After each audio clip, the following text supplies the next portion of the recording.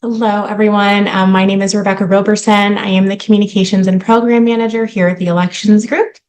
For folks who are joining us for the first time, the Elections Group partners with state and local election officials to implement new programs or improve processes for voters. We provide guidance, resources, and direct management support for states and local jurisdictions. Our team is made up of all former election officials and experts from across the United States. And again, we're so excited to have you all here with us today for mail ballot processing from start to finish. All right.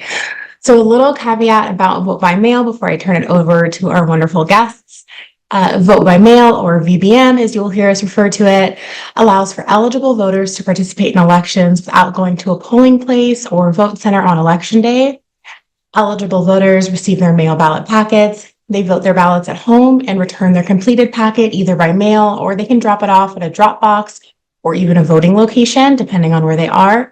Mail ballots are then processed by the designated election official in accordance to their state and local laws, rules, and regulations. The entire process is designed to ensure security and transparency. And while there are variations in specific policies and processes from jurisdiction to jurisdiction, election officials across the U.S. are dedicated to ensuring a safe, secure, and transparent process. Today, we will be discussing communicating with voters about the entire vote by mail process to help election officials keep their voters informed. All right, that is enough from me. I am excited to announce our panelists joining me for today's discussion. We have Emma Werowinski. Emma is a design practice lead and civic information designer. Oh, that's a mouthful, at the Center for Civic Design. So sorry, I got caught up on it. And we also have Tyra Wilkes. She is the Communications Director for the National Vote at Home Institute. My introductions did not do either of them justice, so I will kick it over to Emma first to get her introduction started. Hi, everyone. I'm so excited to be here with all of you today. Is this also me doing my presentation, or is this just me introducing myself? I felt like I needed... Let's do quick intros real quick, and then we'll get into the presentations. Cool. Thanks, Rebecca. My name is Emma. My pronouns are she, her, hers. I live in Brooklyn, New York. And like Rebecca said, I am design practice lead at the Center for Civic Design.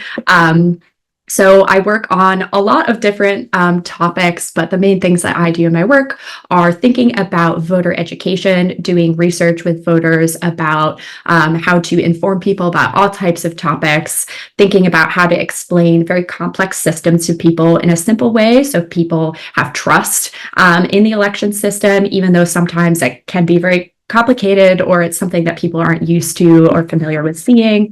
And I also think about all things visual and illustrated in the work that we do. Awesome. Thank you so much for being here today. Tyra? Sure. Hi, guys. My name is Tyra Wilkes. I'm the Communications Director here at the National Vote at Home Institute. Prior to this, I spent about 8 years in strategic communications, centering organizations and initiatives that uplift marginalized groups, which I would say are often most impacted by the result of our elections. And here at the Vote at Home Institute, we seek to improve access to and confidence in voting at home, aka voting by mail, because we believe, as many of us do on this call, that when voters have more access to ballots, they are significantly more likely to vote, and that's what we all want. So we support EOs like you and just different states on their journey to expanding mail ballot access. No matter where you are on the Vote at Home path, we help EOs and just people in general implement best practices and advocate for policies that benefit voters and election officials. Perfect. Thank you both for joining us today. So to kick things off, I'm actually going to hand it over back to Emma. Emma is going to discuss how to effectively communicate about vote by mail and the entire process with voters. Emma and her team at CCD actually created the Communicating Election and Post-Election Processes Toolkit for the U.S. Election Assistance Commission. And this toolkit is for election officials to use to create educational materials about pre- and post-election processes that observers and the public can understand. So Emma, I will let you take it away. Thanks, Rebecca. This will also be me introducing CCD if you don't know about us yet, because I forgot to give our intro as an organization. At the Center for Civic Design, we really believe that elections should work for everyone, and we work with elections officials, democracy advocates, and civic education engagement organizations across the United States to make elections easier to run, support innovation, and invite participation. So like Rebecca said, I'm here today to talk about a toolkit that we made for and in collaboration with the EAC. In 2021, the EAC asked us to create explanations of the ballot counting process for observers, campaigns, and the press. And we immediately said yes to this project because that's exactly the thing that we love to do research on and to figure out how to make resources for election officials to use. And this project in 2021 was obviously in response to the increased number of election observers in jurisdictions across the United States. But it was also in response to a dramatic increase in misdis and malinformation about election processes experienced by all voters. The toolkit we created and the materials in the toolkit provide trustworthy information to everyone because we know that all voters have questions, concerns, and fears about election processes, not just election observers. And this toolkit we created was designed to treat post-election, or like the part of the election process that's about counting ballots and understanding how voter intent, as part of the full experience of an election. I think that as a designer, we are really good at designing for voting as an experience, but we don't always pay as much attention to designing for sort of like the post-election day experience of what information someone is going to hear and see about the election after they voted.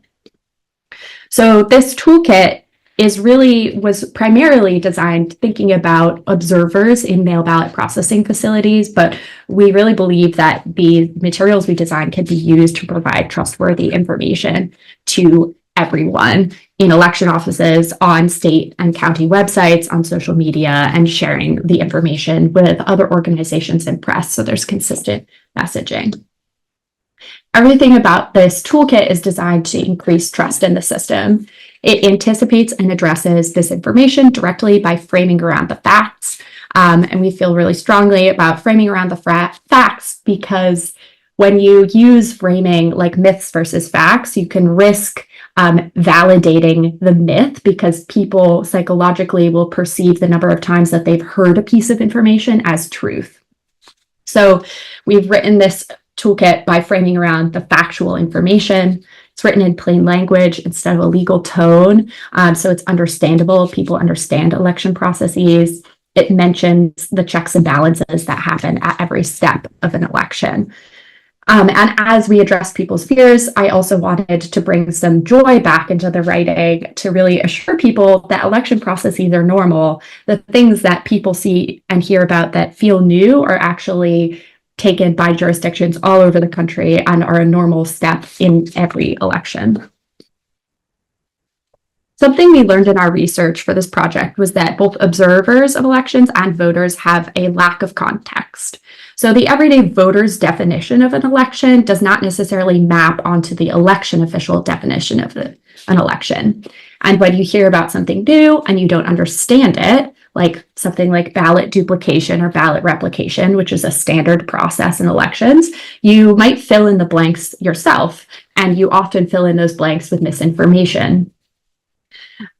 So these research insights told us that we really needed to be designing consistent information about the full election process, from voter registration to ballot storage, that explains how all types of ballots voted in person, ballots voted early, ballots voted overseas by military voters, ballots voted at home, no matter how they're cast, all go through the same eligibility and security procedures. At the same time, misdis and malinformation, doesn't have borders. Those narratives don't stop at every state's border, and voters hear stories from other states and other jurisdictions. So in this toolkit, we realized it's even better if we can have a top level framing of the full election process to show how consistent it is across the United States, even though each jurisdiction does have slightly different procedures. And by defining those consistent top level steps, we're helping to fight that misinformation by showing the commonalities and the trustworthiness of election processes across the US. And finally, on the flip side, this toolkit supports those differences between jurisdictions by being fully customizable within each step, which I'll show you in a moment. So that was a lot of stuff and research to pack into this one toolkit, but I wanted to explain it first because it really is why we positioned this toolkit the way that we did. So the Communicating Election and Post-Election Processes toolkit includes written language, visual language of illustrations, and design templates that explain election processes in 12 steps from voter registration to ballot storage. There are 3 levels of signage, 3 scales of signage for use in mail ballot processing facilities for in-person observers. And there are handouts for both print and digital applications for voters, observers, and just people in the community who might want more information. Everything is based on our theory of bite snack meal sized information. So we're giving people the right amount of information at the right time when they have the questions that they have, and directing them to additional information when they want it. We made these templates customizable for any size election office. It works for smaller election offices who might choose to use like a larger process poster at the entrance to their space, wall signs around their space, and handouts. But it also works for large election offices with warehouse-style mail ballot counting facilities who might choose to use every single element of the toolkit. I want to slow down for a moment and talk about why we broke down the election into 12 steps. So a lot of the examples I saw in the research for this project talked specifically about what happens after people have voted their ballots and what happens to mail ballots when they're being counted. And I think that information is really important, but I realized that it wasn't quite covering all of voters' questions and observers' questions about the process. For example, if someone is questioning or curious or confused about how we know that mail ballots are going out to registered voters only, you need to explain that voter registration is the first step of the process to really, I can never pronounce this word, assuage, calm their fears about about why someone's even received a mail ballot to begin with. So as we started to ask voter questions like that, we expanded the process to cover the full election process. So we're really showing all the checks and balances that happen at every step, that we don't start using election equipment until it's been tested, that we don't mail ballots to people that haven't been registered to vote, and that even after everything has been tabulated and we have unofficial and then official results, there are still audits to make sure that we have confidence that that actually was what happened.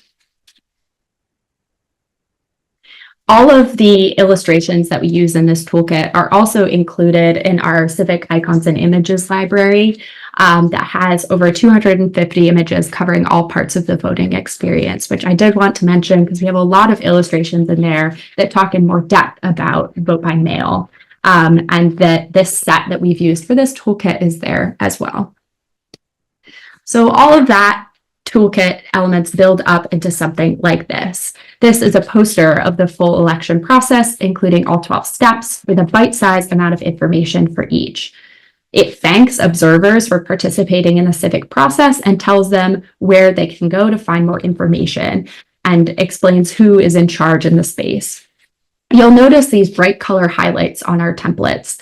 The blue highlights are indicating information that might change between jurisdictions, like laws and rules that observers are required to follow, election code, and where each step of the process is happening in the mail ballot counting facility. So it helps people both navigate their way through the election process conceptually and physically navigate through the physical space of the mail ballot counting facility. These templates are examples of the wall signs that include a bite-sized amount of information about a single step. Like all of the templates, there are directions for where to go to find more information, either by asking an election official or election worker there in person, by going to the website, or by reading the relevant election code for that step of the process. The signs include context of the steps happening before and after. So if you put yourself in the moment, I heard this from folks of observers coming up and saying, why did that tray of ballots leave the room? I don't know where it's going. Something bad must have happened, right? That they don't have context of what's happening. And that if you tell people, well, that tray of ballots is leaving the room because it's going to another room for this next step in the process, they now have an answer to that question. They don't have to fill in that blank themselves and guess and make a guess that may or may not be accurate. The illustrations that I showed and are here are not literal in the way that we often put illustrations on a ballot that are literal to the exact ballot, because we know that every jurisdiction looks different. Instead, these illustrations are gesturing at the concept and the standard steps of what happens during that step. We've built out all of our templates and design files in black and white, and the toolkit includes instructions for how to use color effectively. We know that not everyone has the ability to print in color, and jurisdictions have all different types of limitations about what they can create. So we really wanted this to be flexible and for everyone to be able to use it. For example, many jurisdictions already use color in their mail ballot counting processes and facilities, and we recommend matching that color coding.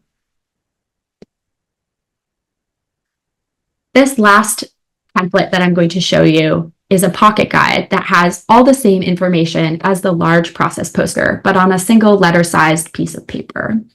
We imagine this template being used potentially in the moment during post-election processing in mail ballot counting facilities, but we also imagine it as something that could be used year-round as voter education to increase people's level of knowledge about elections, and that election offices could choose to adapt it for that purpose. And last, I wanted to show an example of how one jurisdiction, the Alaska Division of Elections, adapted the large process poster for their process.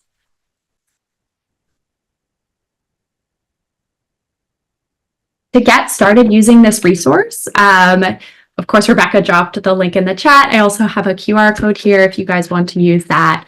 The ESE made a really wonderful series of videos explaining how to use this toolkit.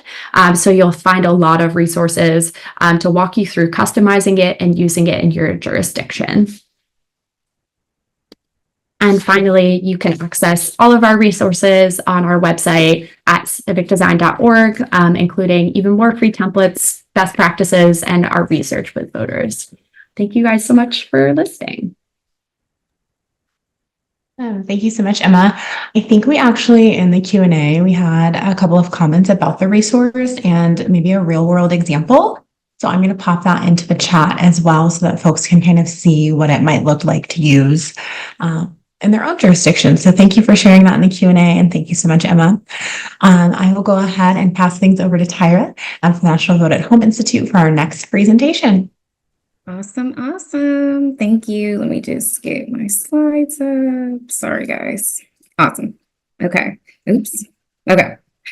Thanks so much, guys. So central to the work that we do here at the National Vote at Home Institute is partnering with election officials nationwide through a range of mediums to support the administration of mail ballot elections, which we all know can be super nuanced. And what comes as second nature to us, as Emma mentioned, is word jumble to the voter. And so the cool thing about language, what I love most about language, is that you can manipulate it to fit whoever you're talking to make it easier to digest and understand for whoever you're talking to, because after all, nothing happens until it's been communicated. So each month, the Vote at Home Institute, we host a webinar series that's closed to the public. So exclusive to EOs, sort of a safe space for you guys to come and talk about topics from responding to dis and misinformation, the benefits of proactive transparency, and other strategies to build voter confidence. We also discuss things like secure ballot drop boxes, election security, highlighting the importance of clear communication strategies and also the value of bipartisan support to build public confidence, which is what we try to do through these monthly webinars that we host. And so through these webinars, we've been able to compile a portfolio of resources to effectively communicate the vote at home process to voters.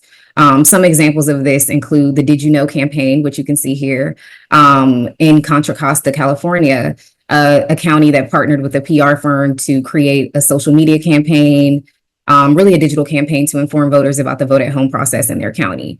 They also have an ambassador program where they allow volunteers to come in, learn about and observe the vote at home process, and later they serve as brand ambassadors in their community. And so what they found in this county in particular is if they see disinformation, misinformation spreading on social media, they'll see ambassadors of this program jump in the comments to, help to clarify something that someone may have misunderstood or give information to other people within their own network to increase voter confidence in the public. And so they found that that's been super successful. Another thing we've noticed, another thing that we learned about actually was in Arizona, where voters are concerned about the security of ballot drop boxes as they are in a lot of places. One EO shared a facts versus fiction one pager, which you can see in the background of the slide, to educate voters about secure drop boxes, who's picking your ballot up when you go to a drop box. A lot of these things that we know, how it works, a lot of people don't. It's easy to, as Emma mentioned, get consumed in what you read every day. If you're reading it every day and then one person tells you different, why would you believe them? So just giving facts and information to the public to make sure that they understand what's a fact and what's fiction. Not shown here is our friends in Utah also, for example, filmed videos with an iPhone to describe key processes and controls at the county level for voting at home. They also partnered with a PR firm to do a series of 30-second videos to use on social to help with making sure voters understand how voting at home works in their county, the process from start to finish. And all of those things they've seen have been super successful. And the good news for you guys is that all of this information that I've mentioned is accessible in our resource library of our digital community, the Vote at Home Hub. So the Vote at Home Hub, and Jennifer, I saw that Jennifer is actually on this webinar, so you'll see that I shouted you out here, Jennifer. I'm putting you on blast. I hope you don't mind. So a huge component of the work that we do at Vote at Home for election officials, with election officials, is this digital community, the Vote at Home Hub. And some of you may also be members of the elections group community or another state community within the Civic Roundtable universe. But essentially, it is a closed community in the sense that if I Googled you right now, Jennifer, for instance, your profile on the Vote at Home Hub would not pop up, similar to how it may if I Googled you, I would probably see your Twitter account or your X account, or your Facebook account or some other public social media profile. Is close to the public. So therefore creating a safe environment where you can freely speak to one another without feeling like, okay, should I ask this? Should I not? Would I be ridiculed for this? It's a safe place and a closed community. And we use this space to give access to EOs to be able to share resources like all the ones I just mentioned in our last slide. How are you communicating ballot curing?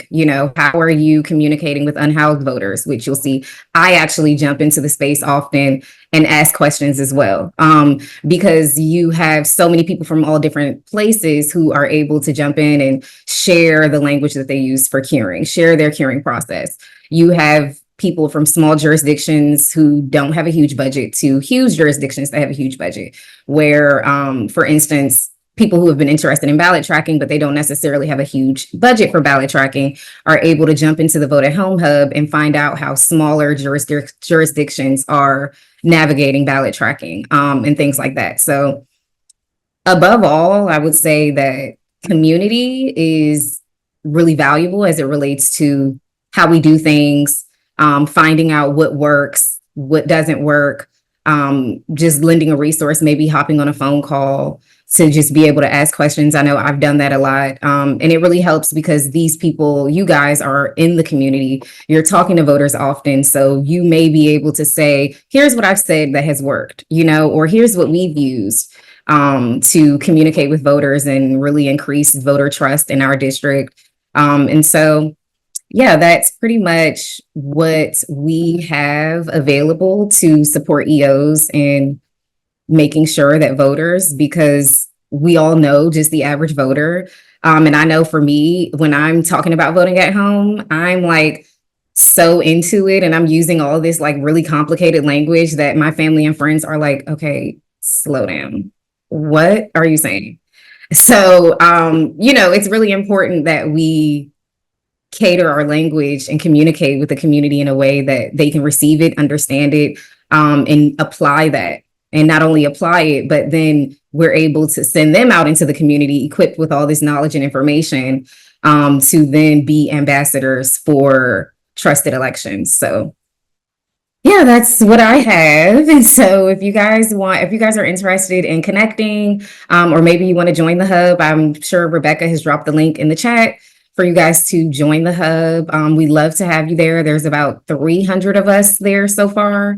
And we're always open to making new friends. The only way that we have a democracy is with everyone on this call, is with the power of language and communicating. There was no hope until Barack Obama said it in 2008.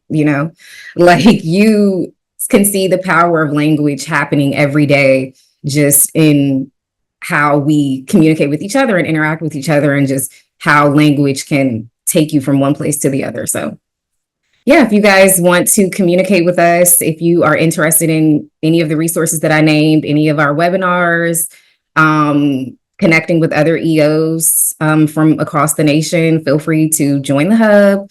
I'll be there. And I'm pretty sure a couple of you guys on the call, including Jennifer, hi again, Jennifer, is going to be in the hub waiting to greet you guys. So yeah. Awesome. Thank you so much, Tyra. I love what you said about community, and I love that you highlighted that you have folks from all over in your community, especially when we're talking about mail ballot processing and vote by mail procedures. Lean on your folks from states like Washington, Oregon, and Colorado. I know usually at conferences, we let out those state names and we get kind of like a low grumble from the audience, but lean on those folks because they truly have a ton of experience. So I've placed links in the chat for the community as well. And it looks like we actually have time to do a little bit of a panelist Q&A, Tyra and Emma, if you are up for it. Okay. Perfect. So the first question that I have for you is for Tyra, actually. So the National Vote at Home Institute has several resources for providing factual information about voting by mail. In particular, you all have a myth-busting page that stands out to me. It might be helpful for election officials and the general public even. Can you talk a little bit more about this page, how you created it, and what feedback you've received from election officials? Yeah, so we have a myth-busting page on our website that just covers things that all voters ask. Are ballots secure? What's happening with them, when they get from my home to the next place? And just the everyday thing that voters ask about all the time, whether it's voter security or just the vote at home process in general. So we wanted to create a place, just as the organization who our namesake is about, voting at home. We wanted to create a place on our website where people can go to get those simple questions answered, where election officials can reference to get a quick response, that may be easily digestible by the public. And so that is the idea behind our myth-busting page. We are actually about to do a full website revamp in order to make our website more centered for election officials, for, people participating in election reform. And so if you guys have any feedback for us or anything that you feel like should be included in our website that you guys would benefit from, please, again, shoot me an email. But yeah, our myth busting page is just basically also for voters to be able to go and get quick answers to things that they might wonder, because a huge thing that we get asked all the time, even when I'm at conferences, like from people who work in this space, is voting at home riddled with fraud? or something like that, where it's like, these are questions that we're all getting all the time, if we encourage people to vote at home. So yeah, just a place for people to be able to go quickly access, get answers and resources and think materials to back up what we're saying. So that was the idea behind that, just basically giving a safe place for people to go and get the information they're looking for. Perfect. Thank you. And I think sites like this are so important to kind of echo, repeat the information. Several election officials across the United States already have really wonderful fact pages too, but a page like yours existing in the space that you exist in is especially valuable. So we also have a resource here at the Elections Group for folks who want to stand up a new facts webpage or myth busting webpage. So I'll put that as a link in the chat for folks who are interested as well. The next question that I have for you all is that I'm sure you both have spoken with election officials about the challenges when it comes to educating voters about vote by mail. What are some successful communication strategies or tools that you have seen election offices use? And I'll let whoever wants to take it first, take it. Emma, do you want to go first? I will. I might expand it a little bit. But the toolkit that I was talking about is all about sort of really at its base is about expanding the way that we talk about elections to incorporate a lot more of the normal parts of elections, like the fact that people vote by mail, and that is normal.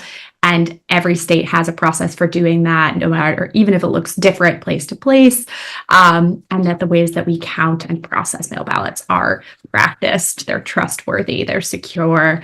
It's really about expanding how individual people think about an election, from being voting on election day, I know what the result is election night, to saying, actually, it's a bit bigger than that, and that's totally normal, and you shouldn't be stressed if you see people talking about it.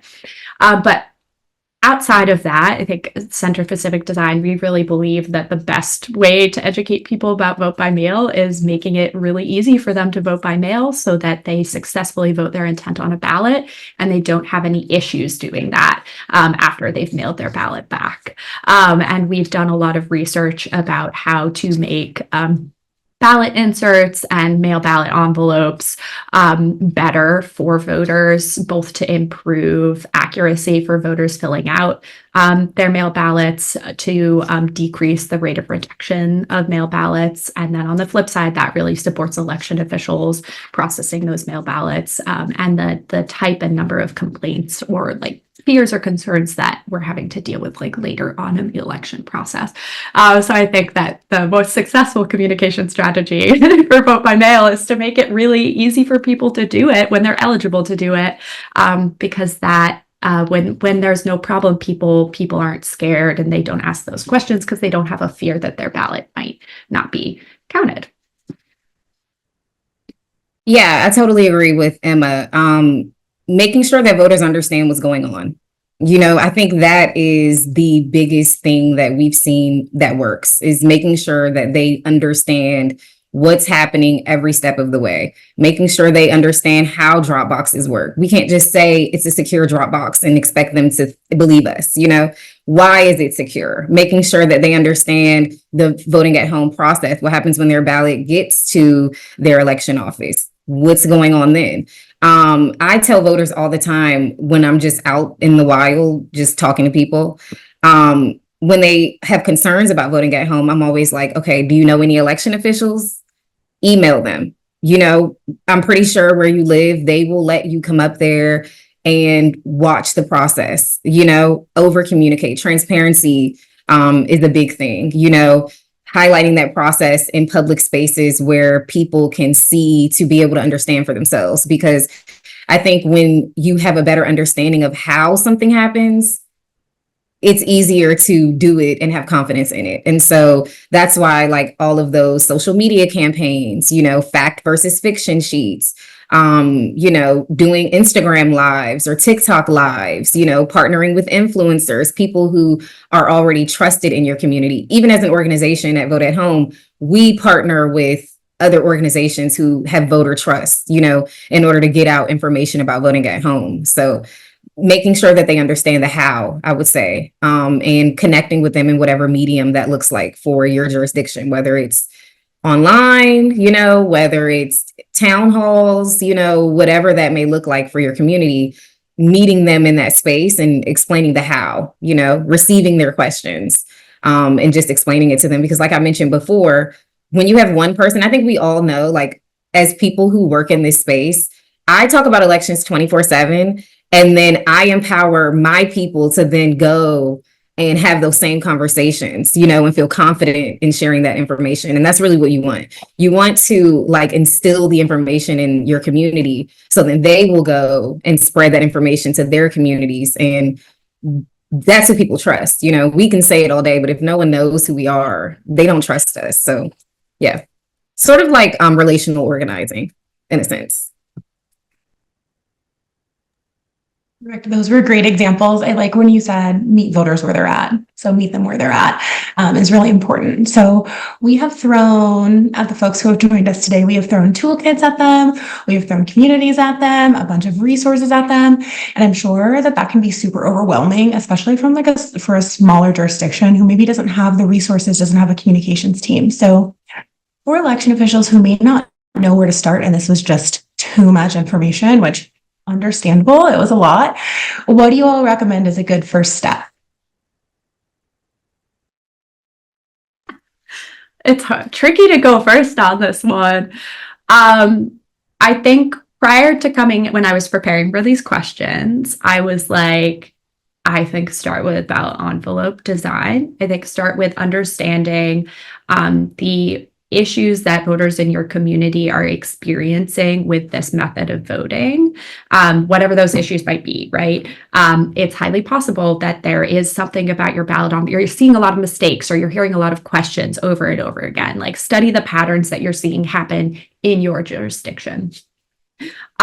It's also possible that you're hearing a lot of misinformation or questions about a specific topic. So I would start by doing a little bit of research, I guess, is my answer to this, of like, talk to your team, even if it's just you and one other person, or, you and yourself, and write down the patterns that you're hearing come up.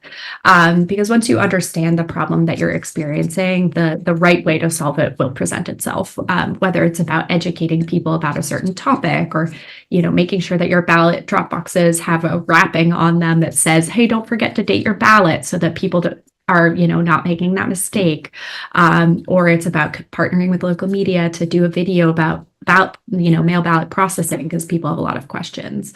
You have to understand like what your community needs first. Yeah, I totally agree. I think if I had to say where to start first, I would do a shameless plug and say I would start with the Vote at Home Hub, because there are 300 of your colleagues there. Thank you. There are 300 of your colleagues there already, who have like hundreds of years combined of experience, and mess ups. They've done it wrong as well.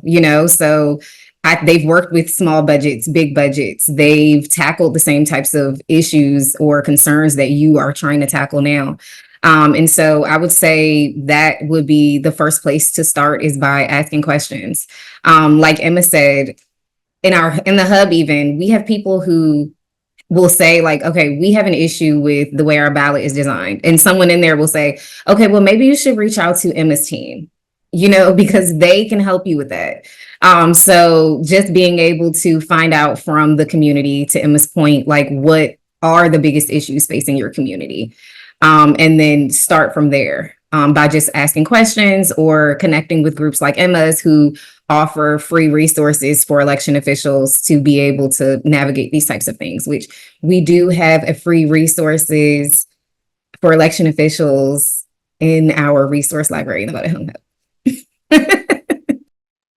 I think between the three of our organizations, there are hundreds, maybe thousands of free resources for folks to filter through as well. So this is great. I think that going off of that question and y'all's answers, we have kind of a specific question from the audience I'm going to pop to.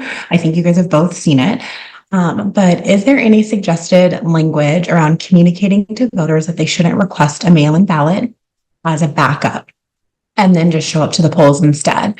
We have some voters who do that, and then they have to vote a provisional ballot at the polls, which takes more time and effort. So she also then said, we are looking for a language that doesn't inadvertently discourage mail-in voting. So just off the cuff, I know you guys just brainstormed some great ideas, but for this specific situation, do y'all have any ideas? Yeah, we're actually in the process of revamping our toolkit, Jennifer, where we will have language for that specifically. And I can reach out to you after this because I do have some language that we've used because we've been working with a lot of voter outreach organizations to make sure that they are equipped to be able to do outreach and promote voting at home. And a big part of that is making sure that they know what's allowed and what's not allowed. Or what will make voting harder and will make it easier. And that's a big part of it, which is like, we want you to request your ballot. It's just after you request it, here's what you should do. It's as simple as saying, don't return your ballot in person. If you request your ballot, and not that cut and dry, but essentially just letting them know, don't do that. Like if they request their ballot, that's how they should vote. And if you want to vote in person, for instance, in some states, take your ballot with you. That is sort of the language that other groups have just used. If you request your ballot and you prefer to vote in person, take your ballot with you. Or however it works in your jurisdiction, just cut and dry. We want you to request your ballot. We want you to vote at home. If you decide to vote in person, this is what you do. So then they know, it doesn't scare them away from voting at home. It doesn't sound like, oh, like, okay, this is too much, because like I have a lot of like disengaged voters in my orbit. And so I try not to overwhelm them with the act of voting. I try to make it sound as easy as possible. So that's what we've suggested. Just if you are going to vote in person, here's how. Take your ballot with you, or however it works in your state. I think those are really good points. And I think it also may be an opportunity just to reiterate, election officials can create those facts web pages without restating the myth that's going around in your community. So your voters better than anybody. So the myths and the disinformation that's circulating around your community. That fact page with just the facts and the information on there sounds like it would be really helpful in this situation too. So yeah, absolutely. I think just because I think sometimes when we address the negative and say, but this is the positive, it still turns people away. When we can let's just talk about what we need to do, how to do it. Like we had someone reach out to us from a state that it's really, really difficult to vote at home in. And instead of saying, it's so hard to vote at home in your state, I don't think you're going to be able to do it. Here are all the barriers. We simply just directed them to your point, Rebecca, the fact sheet in their state that says, here's how to do it, and granted, it is very extensive. It is very hard to vote at home in that state, but it doesn't seem as hard as it is when you just go on the FAQ page and you're able to find out how to do it. Okay, I need an excuse. What are those excuses? Okay, if I get my ballot and I want to vote in person, how do I do that? Just very simple and easy direction that it's like, okay, I have an answer to that. I think when people have to wonder, that's when it starts to get chaotic and they start to say, convince themselves and talk themselves out of it. So yeah, I think that's a really good point. And kudos to that state who has a difficult process, who kind of like put the bull before the horns, is that the expression, and got that fact page out there for voters. Because I know in some states it does feel like you have to solve a riddle only on Wednesdays when it's raining. And then there has to be a rainbow, like all of these things to be able to vote at home. So kudos to that state who they were super proactive about that. Awesome. Well, next question that we have is looking at mail ballot processing as a whole. So any aspect of this process, what do you both think is the most challenging process or element that you have to educate voters about, or that election officials have to educate voters about? We'll pop it to Emma first, I think, for this one. Well, I couldn't come up with the most challenging, but I have a couple of challenges that I wanted to talk about because they have different audiences. So I think the first challenge is what you both were just talking about, which is like, whoa, like this can be very complicated to explain to people. And when people hear complicated things, there's a drop off in them doing them. And also they're like, this is so confusing, I can't understand it, which can lead to a lack of trust. So I think that making it easy, as simple looking to do as possible, is a huge challenge. And what I mean by simple is not, oh, we made it so easy, because again, there's steps, but to write those steps in plain language, to break them down in a way that people can understand, and then to work to make each of those steps as easy for people to participate in, no matter who that person is, as possible. So that is sort of like taking a lot of information and having to like combine it into something that's digestible to people. And figuring out also not how to overwhelm people when they don't need to know every tiny detail. So I know that it's a challenge. I've talked to a lot of people who are like, okay, but it's complicated. I need to put everything on this page because I don't want someone to inadvertently do something they weren't supposed to do. They need to know all the details.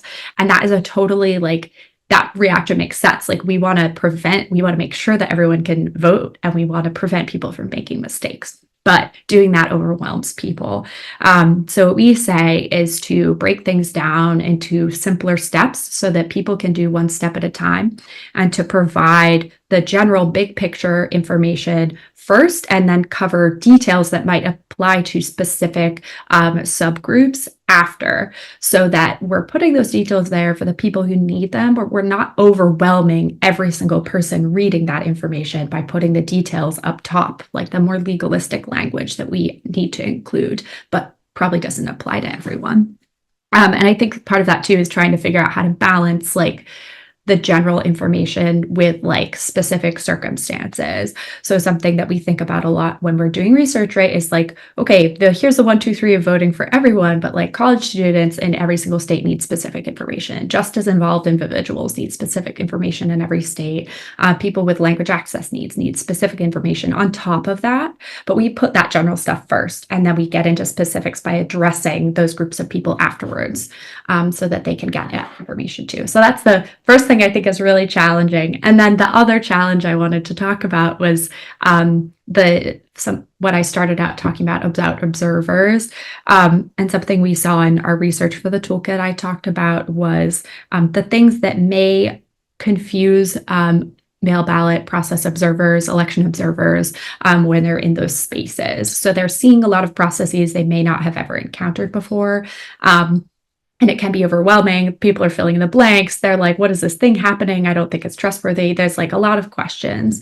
And the same way that with, education at the front, we're like, make it transparent. We're also like, make it as transparent as possible in those spaces for observers so they know what's happening. And my director, Whitney, had this example that we saw in person when we were doing research, which is that, if you have a huddle of people in the corner, even if they're talking about lunch, an observer might think that something weird is happening. So people are so perceptive, and that it's not that every person in that space is looking for an issue. It's just that they don't actually know what's happening. So you have to be so intentional about the way that people are behaving in those spaces so that there is full transparency of the process and people understand what's going on.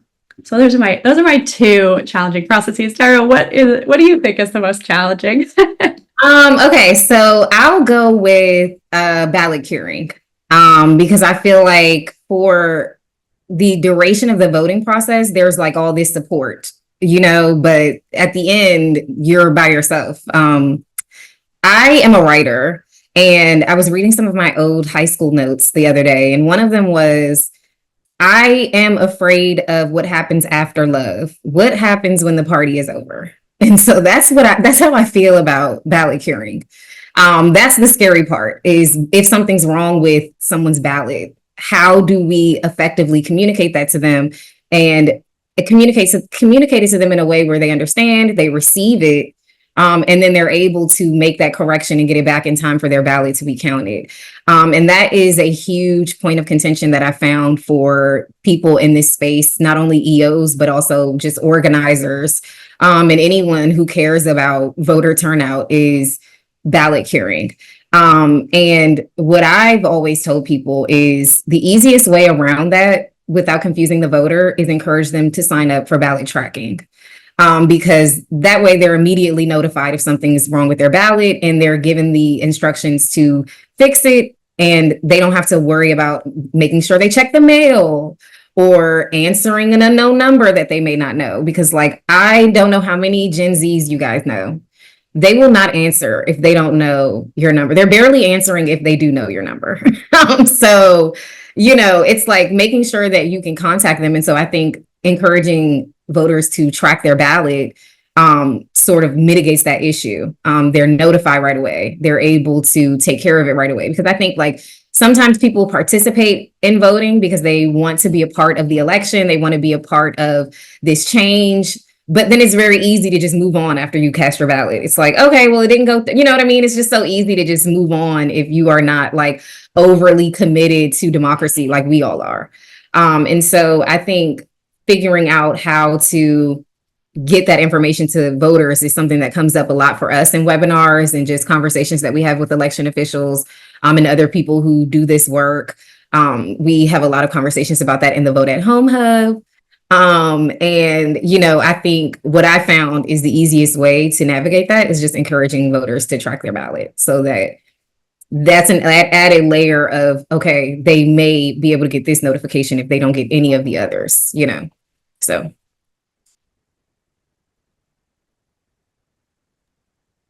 Perfect. Thank you so much for sharing.